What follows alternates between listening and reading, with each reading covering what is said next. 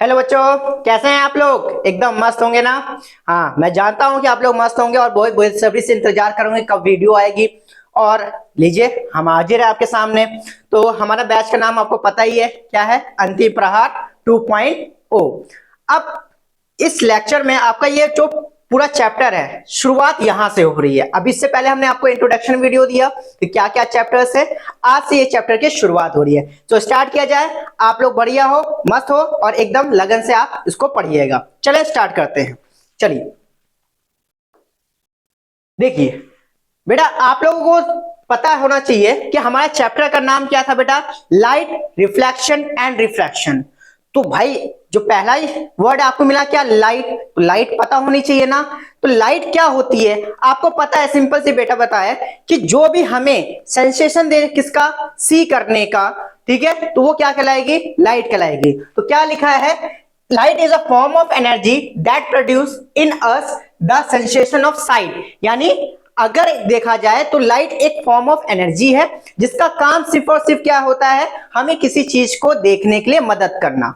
ठीक है, और मदद कब करेगा बेटा, तभी करेगा ना जब रिफ्लेक्शन होगा। तो उसका भी अभी टॉपिक आएगा, लेकिन अभी हमने समझा कि लाइट क्या होती है। लाइट एक फॉर्म ऑफ एनर्जी होती है जिसका काम क्या होता है, सेंसेशन ऑफ साइट देने का। ठीक है, देखिए, इसलिए मैंने आपके सामने एक बल्ब लाया जिसका नाम है क्या, देखिए, इसके वजह से तो दिखाई देता है ना भैया।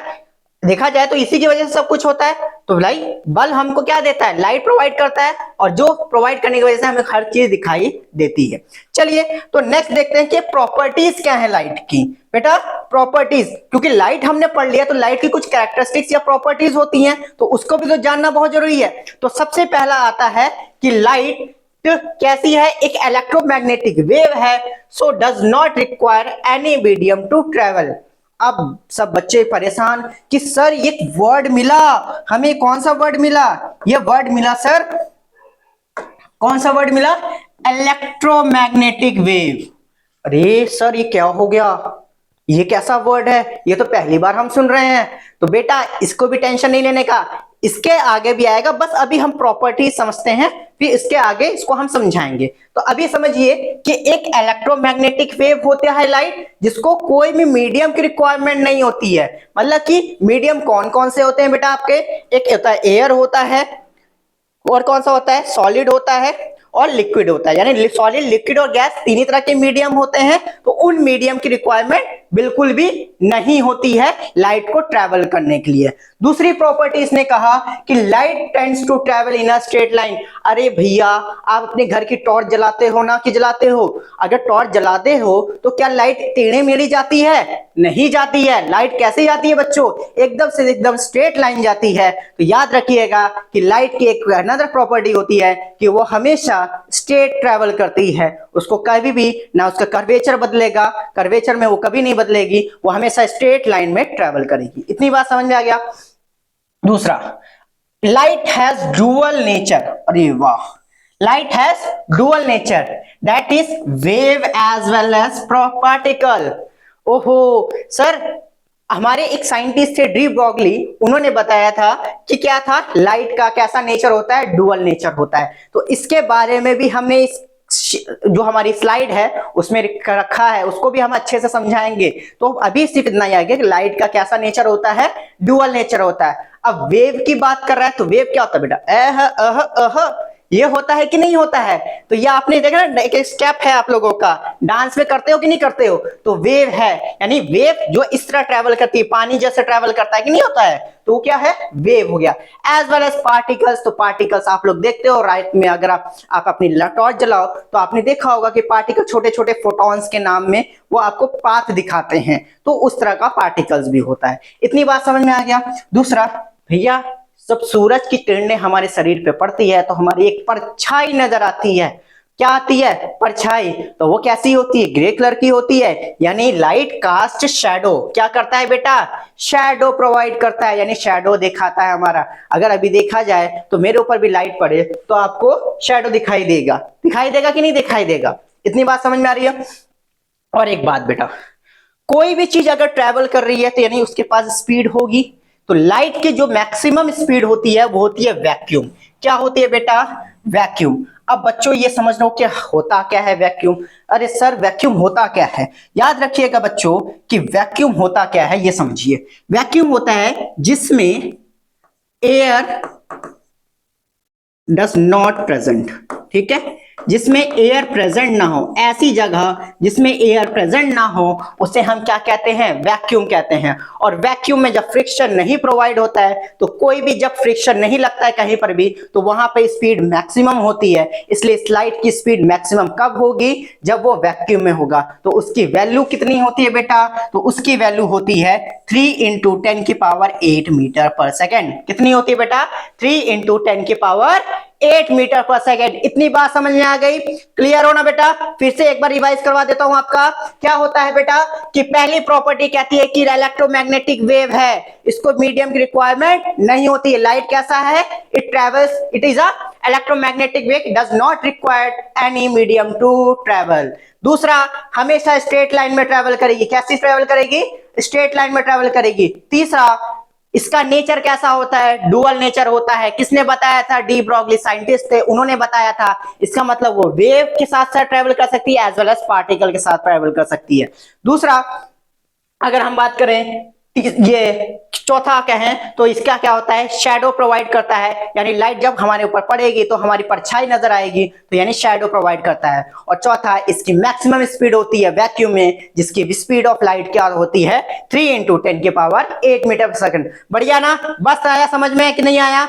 चलिए, अब आपने बोला था कि सर यहां पर मेरे को दो चीजें नहीं समझ में आई कि क्या होता है डुअल नेचर क्या होता है सर, और ये इलेक्ट्रोमैग्नेटिक वेव क्या होता है। तो उसके लिए भी हम आपके लिए लेके आए ताकि आपको याद रखिएगा, हमने बोला था कि हम जो लिखेंगे उसका सारा सारा समझाएंगे और वो वर्ड आपको क्लियर करके जाएंगे। देखिए बेटा, इधर देखिए। पहला, मैंने आपको बोला था, आपको देखो आपने वहां पढ़ा ना इलेक्ट्रोमैग्नेटिक वेव क्या होता है, तो मैंने यहाँ पर उसकी डेफिनेशन लिख दी भाई कि आप लोगों को बिल्कुल समझ में आया कि क्या होता है इलेक्ट्रोमैग्नेटिक। अब इसका डायग्राम भी दिखाऊंगा कि क्या होता है, कैसे क्या समझ में आता है, ठीक है। चलिए इधर देखिए। अब देखो ये इलेक्ट्रोमैग्नेटिक वेव है ना, इसको दिया किसने था बेटा? एक साइंटिस्ट थे जिनका नाम था जेम्स क्लर्क मैक्सवेल। क्या नाम था बेटा? जेम्स क्लर्क मैक्सवेल थे। इन्होंने इलेक्ट्रोमैग्नेटिक वेव के बारे में बताया था। अब इलेक्ट्रोमैग्नेटिक वेव क्या होती है ये समझिए। Electromagnetic waves are synchronised oscillations of electric and magnetic field that propagate at the speed of light through a vacuum। यानी इसका मतलब समझिए बेटा, सिंपल सी बात करी कि इलेक्ट्रोमैग्नेटिक, क्या बोला बेटा? इलेक्ट्रोमैग्नेटिक। तो इलेक्ट्रो से निकल के आया बेटा इलेक्ट्रिक। क्या निकल आया बेटा? इलेक्ट्रिक। और मैग्नेटिक से निकल के आया मैग्नेटिक। क्या निकल के आया? मैग्नेटिक। यानी ये किसका सिंक्रोनाइज है, किसका ऑसिलेशन है? इलेक्ट्रोमैग्नेटिक का, यानी इलेक्ट्रिक फील्ड का भी सिंक्रोनाइजेशन है और मैग्नेटिक फील्ड का। इसका डायग्राम दिखा दे तो शायद आपको थोड़ा सा क्लियर हो जाए। तो ये देखिए उसका डायग्राम, आपके पास समझ में आया? अब देखो होता क्या, देखो ये हमारी क्या है बेटा, ये हमारी क्या है बेटा? ये वाई एक्सिस है, ये आपकी कौन सी है? जेड एक्सिस है, और ये पूरी की पूरी कैसी एक्सिस है? एक्स एक्सिस है। अब इधर समझना, ये हमारा कौन सा फील्ड है बेटा? ये जो दिख रहा है आपको, ये जो मैं बना रहा हूं, ये क्या दिख रहा है? ये आपकी कैसी फील्ड है? इलेक्ट्रिक फील्ड है बेटा। कैसी फील्ड है? इसको हम क्या कहेंगे? इलेक्ट्रिक फील्ड है, ठीक है। ये इलेक्ट्रिक फील्ड है। और दूसरा अगर मैं बात करूं, अगर मैं बात करूं, ये जो आपको दिख रहा है, ये जो मैंने ऑरेंज कलर से आपको दिखाया, तो ये जो दिख रहा है ये कौन सी है? आपकी मैग्नेटिक फील्ड। ये सिंबल होता है मैग्नेटिक फील्ड का, तो इसको क्या कहते हैं? Magnetic field. क्या कहते हैं बेटा? Magnetic field. अब यानी ये दोनों आपस में कैसी होती है ये समझिएगा। ये दोनों आपस में होता है परपेंडिकुलर। कैसे होते हैं? परपेंडिकुलर। यानी आपकी जो इलेक्ट्रोमैग्नेटिक वेव होती है उसमें इलेक्ट्रिक फील्ड और मैग्नेटिक फील्ड दोनों आपस में परपेंडिकुलर ट्रैवल करती हैं। यानी अगर हम देखें जाए तो हमारे पास तीन एक्सिस होती हैं, एक्स एक्सिस, वाई एक्सिस और जेड एक्सिस। तो एक्स एक्सिस में अगर हम देखें तो एक्स एक्सिस में आपका कौन सा ट्रैवल कर रहा है? इलेक्ट्रिक फील्ड ट्रैवल कर रही है, यानी वेव ट्रैवल कर रहे हैं। और जेड एक्सिस में कौन से ट्रेवल करेगा, आपका मैग्नेटिक फील्ड ट्रेवल करेगा। तो ये दोनों आपस में कैसे होते हैं, परपेंडिकुलर होते हैं, और इसी को हम किस नाम से जानते हैं, इलेक्ट्रोमैग्नेटिक वेव के नाम से जानते हैं। इतनी बात समझ में आई बेटा। तो प्रीवियस स्लाइड में देते हैं, अब ये क्या कह रहा है, the oscillation of the two fields are perpendicular to each other and perpendicular to direction of energy and wave propagation forming a transverse wave. ठीक है, अगर हम बात करें तो ऑसिलेशन क्या मतलब क्या होगा, ये ऑसिलेट कर रहा है। ठीक है, जब ये ऑसिलेट कर रहा है वेव के फॉर्म में, तो ये मैंने आपको बताया कि ये दोनों आपस में कैसे होते हैं, परपेंडिकुलर होते हैं, और परपेंडिकुलर होते हैं तो उस जगह तो ट्रेवल करते हैं जहां पर एनर्जी का डायरेक्शन होता है और जहां पर वेव का डायरेक्शन होता है, और एक ट्रांसवर्स वेव बनाते हैं। कैसी वेव बनाते हैं, ट्रांसवर्स वेव बनाते हैं। विजिबल लाइट, रेडियो वेव्स, जो विजिबल लाइट होती हैं, रेडियो वेव्स होते हैं, etcetera are examples of electromagnetic waves. ये के सारे क्या होते हैं, आपके एग्जांपल्स होते हैं इलेक्ट्रोमैग्नेटिक वेव्स के। तो मैंने आपको समझा दिया कि इलेक्ट्रोमैग्नेटिक वेव्स है क्या होता है। इसको दिया था किसने, जेम्स क्लर्क मैक्सवेल ने दिया था। दूसरी बात इसने क्या कहा कि इलेक्ट्रोमैग्नेटिक वो होता क्या है जिसमें इलेक्ट्रिक फील्ड और मैग्नेटिक फील्ड आपस में क्या होते हैं, परपेंडिकुलर होते हैं और उसी डायरेक्शन में ट्रेवल करते हैं जहां पर वेव का डायरेक्शन होता है या फिर एनर्जी का डायरेक्शन होता है, और वो एक वेव बनाते हैं जिसको हम ट्रांसवर्स वेव के नाम से जानते हैं। इतनी बात समझ में आ गई बेटा, समझ में आया तो आगे बढ़ते हैं, चलिए ठीक है। देखिए बिल्कुल भी परेशान मत होइएगा, हम जो भी आपको चीजें लिखे हुए हैं उसका एक एक मतलब बताएंगे। अब आपने बोला था सर वहां पर हमने पढ़ा डुअल नेचर ऑफ लाइट। अब डुअल नेचर का मतलब क्या होता है बेटा, तो वो भी समझ लो कि क्या होता है। इसको दिया किसने था बेटा, मैंने आपको बताया था एक साइंटिस्ट थे डी ब्रॉगली नाम के। कौन थे, डी ब्रॉगली नाम के एक साइंटिस्ट थे। उन्होंने दिया था, कब दिया था, 1923 में दिया था। उन्होंने ये बताया कि जो लाइट होती है वो दो तरीके से ट्रेवल कर सकती है, एक तो किसके फॉर्म में, वेव के फॉर्म में, और एक के किसके फॉर्म में वो करती है, एक वेव के फॉर्म में, एक पार्टिकल के फॉर्म में। ठीक है, और अगर देखा जाए तो इसके एक्सपेरिमेंटल को वेरीफाई किया था डेविसन एंड जर्मर ने, किसमें, डिफ्रैक्शन एक्सपेरिमेंट में।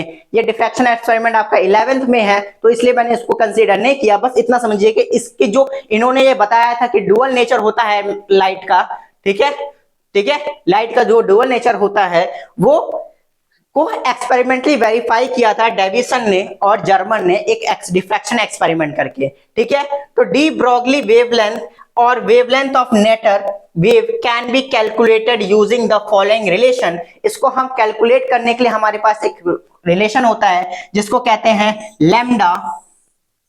ये क्या होता है, ये होता है वेवलेंथ। लैम्डा क्या होता है बेटा, वेवलेंथ होती है। लैम्डा क्या होती है बेटा, वेवलेंथ होती है।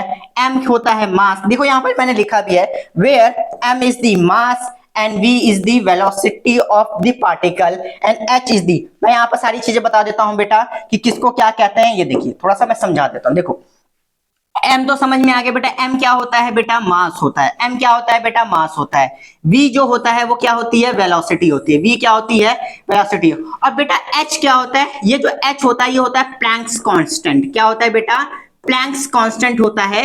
ये भी आपका थोड़ा क्लास 11th का है तो थोड़ा सा वो टच हम दे रहे हैं, लेकिन अभी पूरी तरीके से आपको नहीं बताएंगे। ठीक है, उसका रीजन ये होता है कि थोड़ा ये समझिए कि इसकी एक वैल्यू होती है, एक तरह समझिए कांस्टेंट वैल्यू है जिसको यहां पर लिखी जाती है। ठीक है, इतनी बात समझ में आ गया। डुअल नेचर का मतलब समझ आया, किसने दिया था बेटा, डी ब्रॉगली साइंटिस्ट थे, उन्होंने दिया था। उसके लिए एक इक्वेशन बनाई गई थी जिससे हम उसका वेवलेंथ निकाल सकते हैं, किसके, मैटर की या फिर लाइट की, ठीक है, वेव की। चलिए नेक्स्ट देखते हैं। अब देखो आप लोगों ने पढ़ा होता क्या है, देखो जब भी कहीं भी लाइट किसी भी चीज पे पड़ती है, किसी भी चीज पे अगर लाइट पड़ रही है तो याद रखिएगा उस लाइट पड़ने पर तीन चीज की प्रोसेस आपको देखने को मिलेगी। अगर आप अच्छा एग्जांपल देखना चाहते हो तो एक बात बताओ, जब आप लोग गाड़ी में बैठे होते हो, ठीक है, जब आप गाड़ी में बैठे होते हो, कौन सी, आपकी कार में, ठीक है, तो जब लाइट आपको पड़ती है तो जब शीशे पे पड़ती है, जो आपके जो विंडो होता है उस पर जब लाइट पड़ी तो होता क्या है ये समझिए। होता ये है कि पहले तो लाइट उस पर पड़ी, पड़ने के बाद क्या करेगा, अगर मान के चलो ये आपका शीशा है, यहां पर लाइट पड़ी तो लाइट पड़ने पर क्या होगा, टकराएगा तो रिफ्लेक्शन होगा कि नहीं होगा, तो पहला प्रोसेस रिफ्लेक्शन होगा। दूसरी बात, जब आप उसको छूते हो तो आपको वो गर्म नजर आता है कि नहीं नजर आता है, आपको गर्म नजर आता है, तो यानी वो क्या होता है, उसमें हीट वो अब्सॉर्ब कर लेता है, यानी एब्जॉर्प्शन भी होता है। फिर उसके बाद जब आप अंदर बैठते हो तो लाइट अंदर भी तो आती है, कि नहीं आती है? जब अंदर आती है तो अंदर आने के जो प्रोसेस होता है उसको हम किस नाम से जानते हैं? रिफ्रैक्शन के नाम से जानते हैं कि नहीं जानते हैं? रिफ्रैक्शन के नाम से जानते हैं कि नहीं जानते हैं? तो याद रखिएगा, जब भी लाइट किसी भी ऑब्जेक्ट पे फॉल करेगी यानी गिरेगी तो तीन प्रोसेस तो होना ही होना है। वो तीन प्रोसेस का नाम क्या क्या है बेटा? एक है रिफ्लेक्शन, एक है रिफ्रैक्शन और होता है एब्जॉर्प्शन। देखो मैंने यहाँ पर फिगर भी बनाया, देखो यहाँ पर लाइट इंसिडेंट करी तो रिफ्लेक्टेड हुआ, फिर यहाँ पर गर्म होगा तो एब्जॉर्प्शन होगा और ट्रांसमिटेड यानी रिफ्रैक्शन होगा यानी निकल जाएगी लाइट। ठीक है, तो आपको ये तीन प्रोसेस मैंने आपको बता दिया। जब भी लाइट किसी में ट्रेवल करेगी यानी फॉल करेगी तो तीन प्रोसेस आपको देखनी पड़ेगी, reflection, absorption and refraction. Clear है बेटा? इतनी बात आपको समझ में आ रही कि नहीं आ रही है? मुझे तो यहां तक लगता है कि मैंने आपको अभी एक तक जितना भी बताया उसमें आपको एक भी चीज में डाउट नहीं होगा। अगर डाउट है तो आपके पास कमेंट सेक्शन है, टेलीग्राम चैनल है, जो हमारा व्हाट्सएप नंबर है उस पर आप हमें मैसेज या कमेंट करके हमें बता सकते हैं सर ये चीज नहीं समझ में आए, तो उसको हम आपको वहां पर तुरंत सॉल्यूशन प्रोवाइड करेंगे, उसको आपको दोबारा समझाएंगे। ठीक है, चलिए नेक्स्ट। अब देखिए होता क्या है, जब भी लाइट पड़ी तो रिफ्लेक्शन होता है। तो रिफ्लेक्शन होता क्या है? देखो आप यार भाई सुबह अच्छा एक बात बताओ बच्चा, आप लोग सुबह सुबह क्या करते हैं? चेहरा देखते हो, अरे भाई मैं बहुत खूबसूरत हूँ, या खूबसूरत क्या कह सकते हैं यार, हाँ खूबसूरत हूँ, हैंडसम हूँ, ब्यूटीफुल हूँ, क्यूटी हूँ, ऐसा कुछ करके कहते हैं ना। तो जब भी आप शीशे के सामने खड़े होते हो तो अपने चेहरे को देखते हैं, यार बाल संवारते हो, आहा मैं कितना अच्छा लग रहा हूँ। ठीक है, तो भाई वो अच्छा लग रहे हो तो वो दिख कैसा रहा है बेटा? आपका रिफ्लेक्शन ही तो दिख रहा है कि नहीं दिख रहा है? तो रिफ्लेक्शन दिख रहा है, मिरर में आपका रिफ्लेक्शन दिख रहा है। वो रिफ्लेक्शन होता कैसे ये भी तो समझो। होता क्या है कि जब भी कोई भी light bouncing back of light when it strikes on a polished surface like mirror then is known as a reflection of light। क्या ना मतलब क्या हो रहा है बेटा कि ये जो भाई बंदा खड़ा है, ये आप लोग हैं, ये अपने अपने मस्त एकदम से अपने आप को देखने की कोशिश कर रहा है, तो यहां पर क्या हुआ, इसकी लाइट क्या उस पर पड़ी और ये पॉलिश सरफेस है तो यहां से रिफ्लेक्शन हुआ। इसी प्रोसेस को हम किससे जानते हैं? रिफ्लेक्शन ऑफ लाइट से। किससे कहते हैं? The bouncing back of light when it strikes on the polish surface like mirror is known as reflection of light. इतनी बात समझ में आ रही बेटा? क्लियर है ना? बिल्कुल।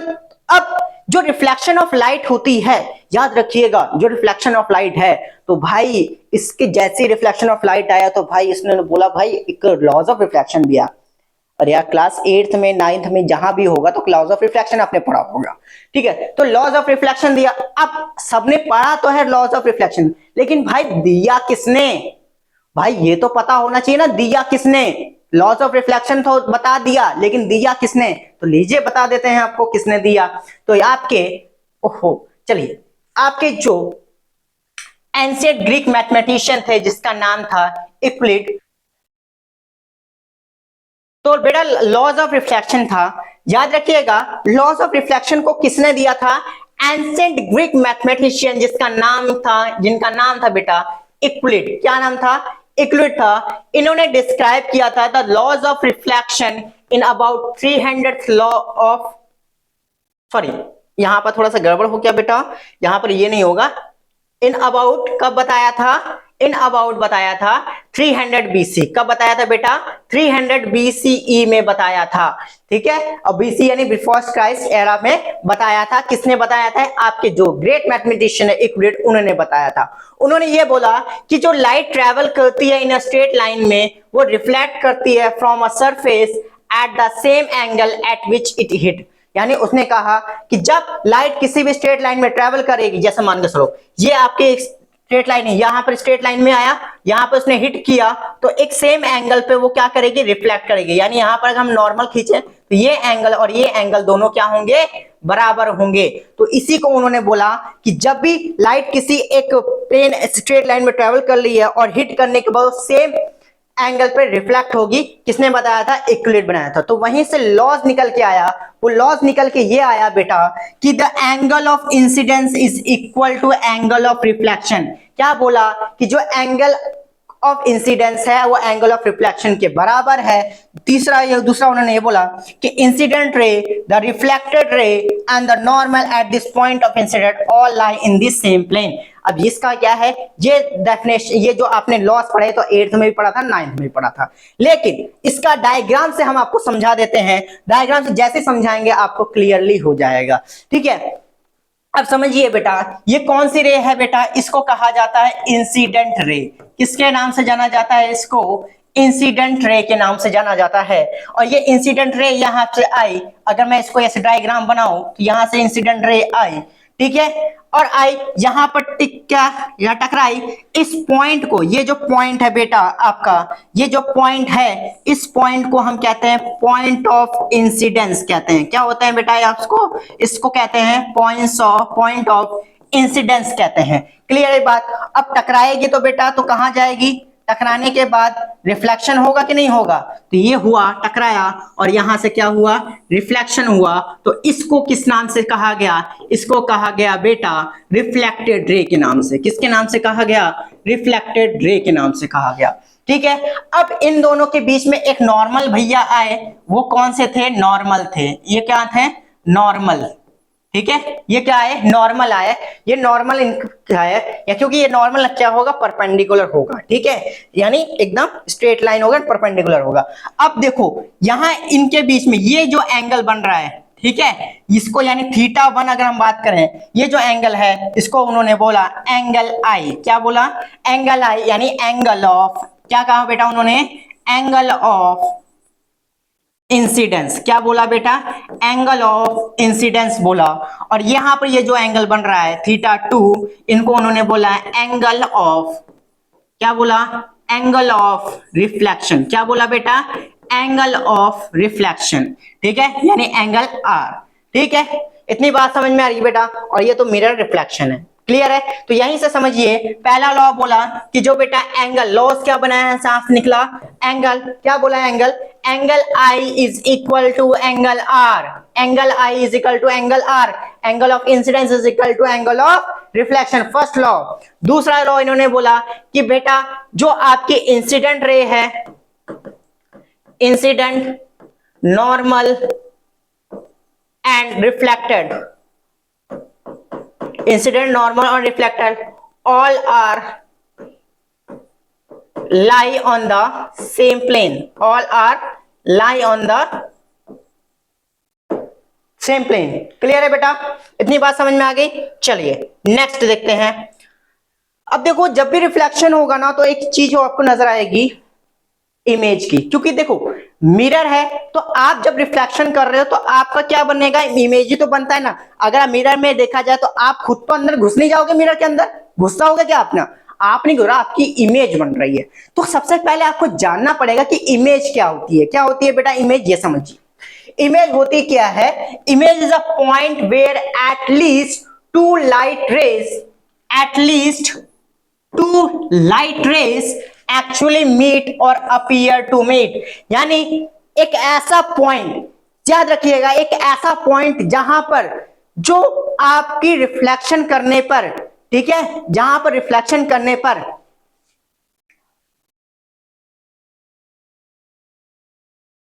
आफ्टर रिफ्लेक्शन, यहां पर एक चीज लिखना गलत हो गया, यहां पर लिखना भूल गया मैं। क्या होगा बेटा यहां पर?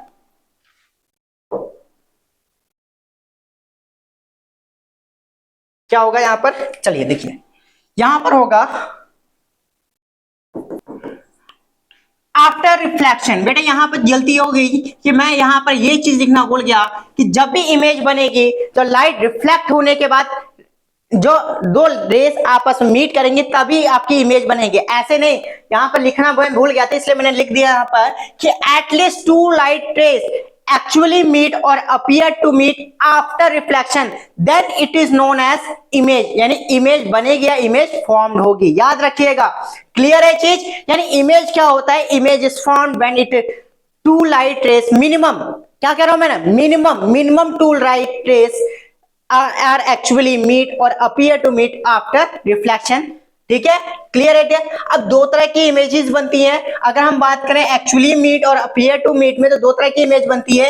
एक को कहते हैं हम रियल इमेज और एक को कहते हैं वर्चुअल इमेज। अब याद रखिएगा, इसके लिए मैंने डायग्राम बनाया कि रियल इमेज का मतलब क्या हो रहा है और एक्चुअली अपीयर टू मीट का क्या मतलब हो रहा है, यानी वर्चुअल इमेज का क्या हो रहा है मतलब हो रहा है। इसका मतलब मैं यहाँ पर आपको समझाना चाह रहा हूँ।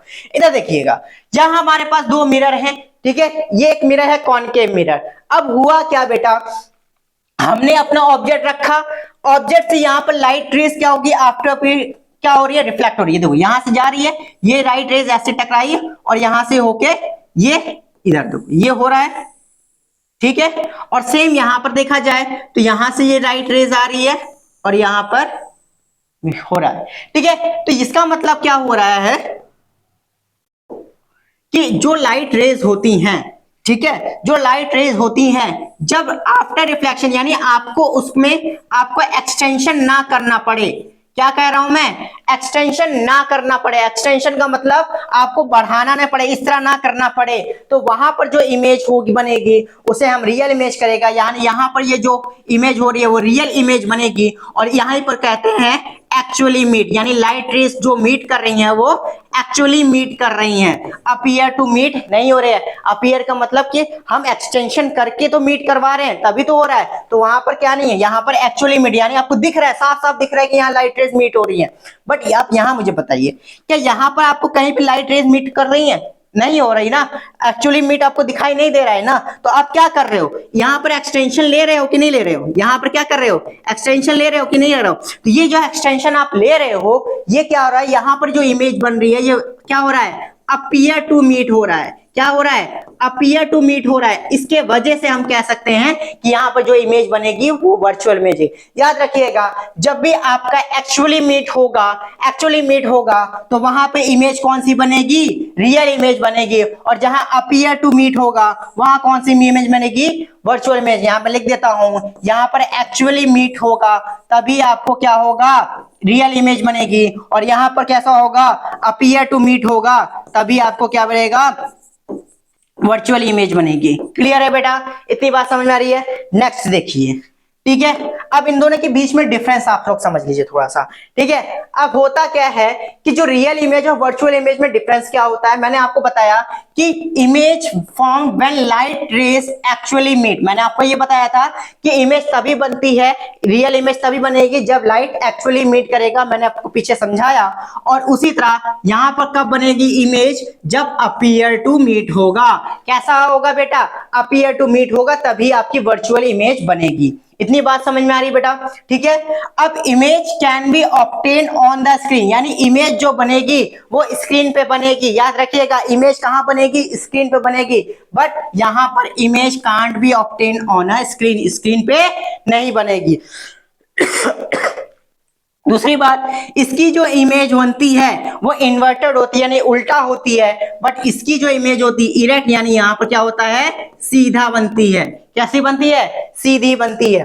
क्लियर है। इसका एग्जांपल अगर देखा जाए तो कॉनकेव मिरर होते हैं और image form by in cinema screen, जो सिनेमा स्क्रीन होता है वहां पे जो इमेज बनती है वो रियल इमेज बनती है। जबकि अगर हम बात करें कहां पर, इमेज फॉर्म बाय कॉन्वेक्स और प्लेन मिरर, ठीक है। कॉनकेव मिरर भी होता है, बट यहां पर कॉनकेव मिरर में एक कंडीशन होती है तभी बनता है, वो जनरली इसमें कॉनकेव मिरर में एक ही कंडीशन में बनता है, तो वहां पर उसको हम कंसीडर नहीं करेंगे। यहां पर आप लिख लीजिए प्लेन मिरर, ठीक है, इसको आप मानिए प्लेन मिरर, इसको भूल जाइए, ठीक है। एक ही कंडीशन में बनती है वर्चुअल इरेक्ट, उसके भी कंडीशन आगे आएगी तो हम समझाएंगे, बट अभी आप जनरली इसको मान लीजिए कि यहां पर सिर्फ और सिर्फ क्या होता है बेटा, प्लेन मिरर होता है। क्या होता है, कॉन्वेक्स और प्लेन मिरर में ही आपकी कैसी इमेज बनती है, वर्चुअल इमेज बनती है।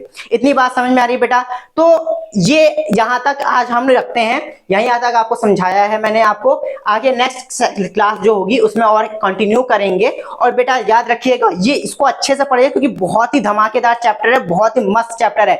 अगर ये आप समझ गए तो क्लास 12th और 11th में जो ऑप्टिकल आपकी जो चैप्टर है, ऑप्टिकल इंस्ट्रूमेंट करके चैप्टर है, या फिर वहां पर भी लाइट का चैप्टर टाइप में है, लेंसेज का चैप्टर है, तो वहां पर बहुत मदद करेगा ये चैप्टर। इसलिए मैं आपको कह रहा हूं कि इसको बहुत ही ध्यान से पूरा पढ़िए, ठीक है। तो इतनी बात समझ में आ रही है बच्चों, कोई दिक्कत इसमें, हाँ ठीक है, क्लियर है बच्चों। तो अब ठीक है, तो अभी जो है इसके आगे आपकी क्लास कंटिन्यू होगी, कल के लेक्चर में आपको मिलेगा, और भी चीजें आएंगी, उसमें क्वेश्चंस भी हम करेंगे। ये दोनों फ्री है, ठीक है। आप हमसे कनेक्ट हो सकते हैं, कहां पर कनेक्ट हो सकते हैं, यह हमारा व्हाट्सएप नंबर है, यहाँ पर कनेक्ट हो जाइए। यहाँ पर इंस्टाग्राम है, हमारा इंस्टाग्राम चैनल है, वहां पर आप कनेक्ट हो सकते हैं, और यहाँ पर टेलीग्राम चैनल है, वहां पर आप कनेक्ट हो सकते हैं। यहाँ पर कनेक्ट होकर अपने जो डाउट्स है वहां आप हमसे पूछ सकते हैं, वहां पर आपको हम पूरे एनिमेशन के साथ आपको समझाने की कोशिश करेंगे अगर आपको कोई भी डाउट होता है, ठीक है बेटा। तो मिलते हैं नेक्स्ट लेक्चर में, जय हिंद।